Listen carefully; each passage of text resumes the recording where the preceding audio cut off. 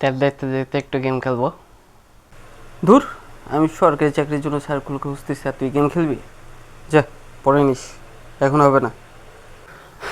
সরকারি চাকরি খুঁজতেছিস? সরকারি চাকরির জন্য কী যোগ্যতা আছে তোর? কী যোগ্যতা আছে মানে? আমি 4-এর মধ্যে 3.8 পেয়ে অনার্স পাস করছি অর্থনীতিতে। যে কোনো পরীক্ষায় ভালো রেজাল্ট করার মতো যোগ্যতা আছে আমার। আর কি যোগ্যতা চাইস?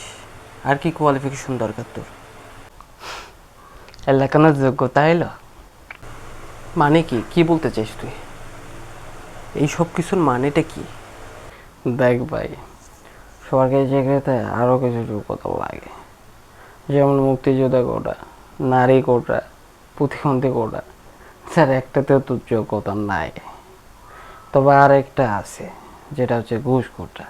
আর আমার জানা মতো তুই তো ঘুষের চাকরি করবে না, তার মানে তোর একটাও যোগ্যতা নাই। তো প্রবলেম থাকলে আমি সরকারি চাকরি করব না, প্রাইভেট জব করব, সমস্যা কি? তুই তেতাও পাবি না, এতগুলা কোয়ালিফিকেশন লাগবে। প্রতিদিন ক্লিনতে করে দিতে হবে, কিন্তু দিন দিতে বেতন এতটুকু। তোর দ্বারা এটা হবে না, বাদ দেইলা, ট্যাবলেটটা দে। তাহলে কি আমি চাকরি পাবো না? আমির, জেপি।